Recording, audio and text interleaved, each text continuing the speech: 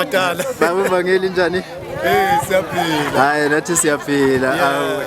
Ayi ubaba silokhuza sesijwayele nje ukumbona la kwi channel yethu. Namhlanje siyambona la kwi channel yethu kodwa sikephi namhlanje baba? Sisekhetha inkosi. Yebo senzana ekhetha inkosi.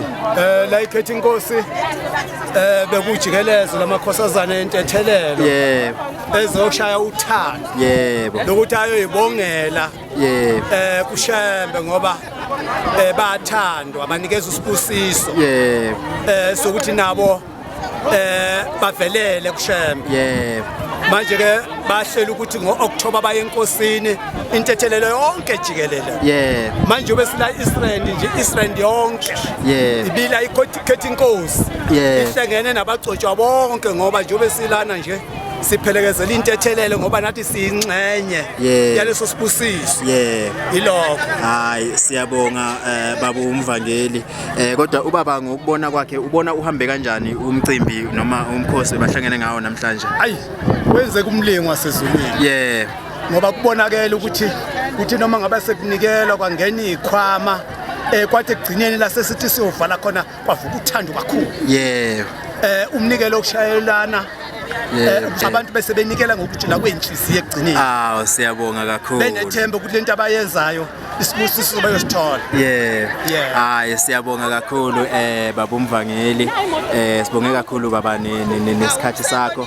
Asazi noma mhlambe ubaba khona yini amazwi athanda ukuwasho abheke kuwamakhosazana entethelelo. Ikakhulu ke amazwi aqondene nomsebenzi ababhizi ngawo abawenzayo ofana nalwa namhlanje. Engakusho okuwumlayezo kumakhosazana entethelelo. Ukuthi lento asebeyiqalile ngoba bazuza inhlanhla enkulu inyanga ezulu yabalanda ehlathini akade bekho. Ukuthi bayimisele.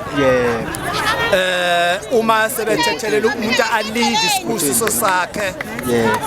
Sokuthi uShemba amkhumbule. Ngelinye ilanga naye abe inkosikazi.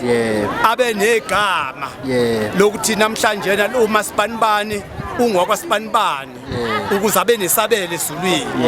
Yilokho ukuthi amakhosazana kamkhokheli futhi akayimisele wonke futhi angayinyezi angayithetheli phansi kuyo yonke umsebenzi kaShembe ayisukumele uma kuthiwa kuyiwale ahambe phambili ngoba noShembe nje uyabathanda kakhulu noma ebusisa inkonzo akanishiyi ngaphandle bakhosazana kamkhokheli athi namakhosazana entethelelo uShembe azabakhumbule bathola umendo begane. Hayi siyabonga kakhulu baba uMvangeli. Sesiyophinda sihlangane ngokuzayo. Amen. Amen.